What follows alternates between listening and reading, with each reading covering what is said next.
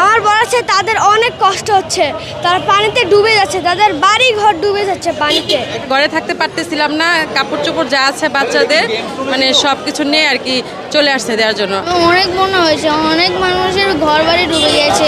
BGB হেডকোয়ার্টারের পক্ষ থেকে আমরা কিছু ত্রাণ সামগ্রী এখানে নিয়ে আসছি এবং ছাত্রদের কাছে এটা আমরা দিয়ে দিয়েছি।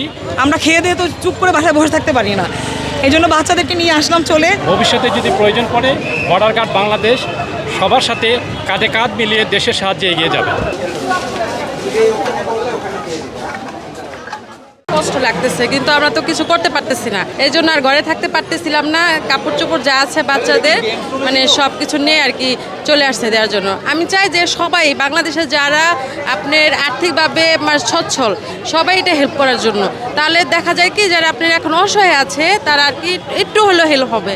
অসহায়দের পাশে কিভাবে দাঁড়ানো যায়, এই জন্য আমার বাচ্চাকে আমি নিয়ে আসছি সাথে। অনেক মনে হয়েছে, অনেক মানুষের ঘর বাড়ি ডুবে গিয়েছে, ঘরে পানি মানে পানি এসেছে, এতে অনেক কিছু হয়েছে, অনেক মানুষও মারা গিয়েছে। মানুষের জন্য এটা আমরা সবাই জানি।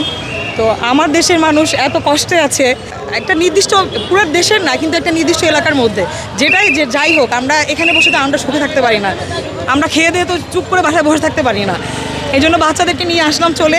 আমার এতটুকু দান করার জন্য যদি কারো বাচ্চারাও শিখবে, আমার অল্প একটু কিছুর জন্য যদি কারো একবেলা যদি হয়ে যায়, সেই তাড়না থেকে আসলে আসা। আমার বলা আছে তাদের অনেক কষ্ট হচ্ছে, তারা পানিতে ডুবে যাচ্ছে, তাদের বাড়ি ঘর ডুবে যাচ্ছে পানিতে।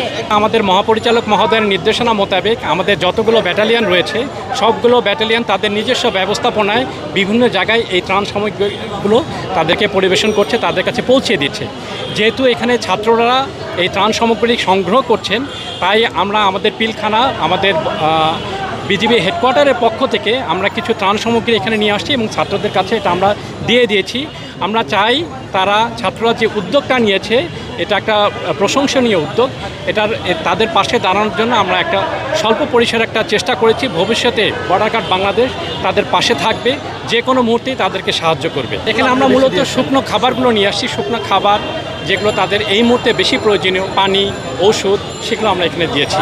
ভবিষ্যতে যদি প্রয়োজন পড়ে বর্ডার গার্ড বাংলাদেশ সবার সাথে কাঁধে কাঁধ মিলিয়ে দেশের সাহায্যে এগিয়ে যাবে।